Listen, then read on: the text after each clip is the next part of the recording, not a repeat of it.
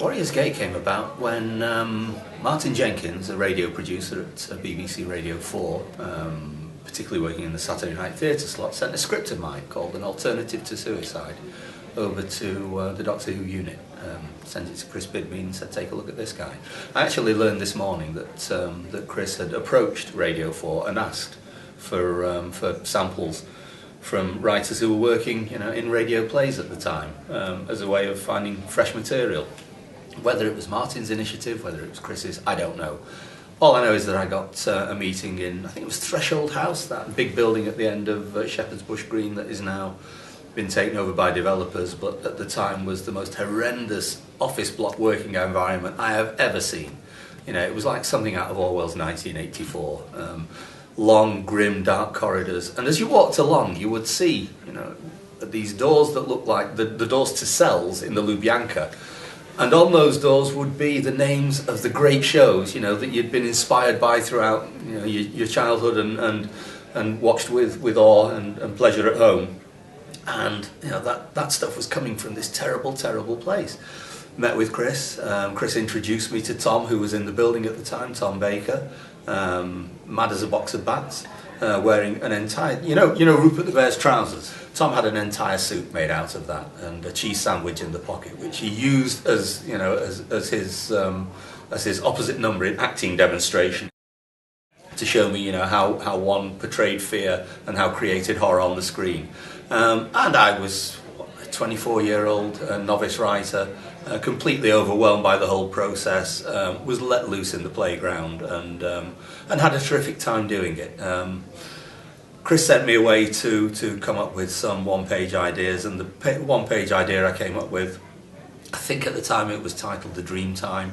It eventually became called Warrior's Gate, but that four-act structure on one piece of paper became the kind of roadmap for what would be the next 9-12 months of my life. I was in the studio for the first day of shooting. I was there at the read-through. I wasn't there through the rehearsal period, and I wasn't there through some of the turmoil that I've been told went on during the shoot. What I was incredibly impressed by was just how complex a job of shooting a four-part Doctor Who story was. I think they had no more than 2 days in the studio to get 2 hours of material, all of which had to be got in the can, or the plugs were pulled on you.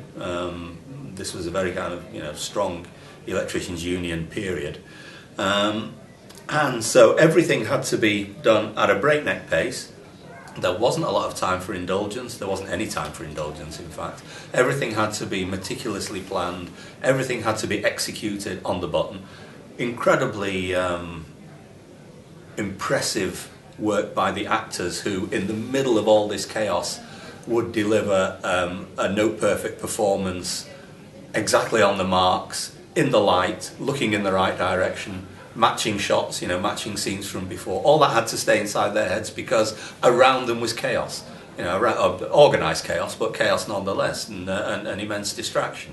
So I came away hugely, hugely impressed by all of that, and sort of slightly frightened and intimidated by it as well, because here was a studio with 100 people in it, all of whom had jobs, all these moving parts that had to work and had to interlock, and behind it all, this story that I'd come up with on one piece of paper so long before.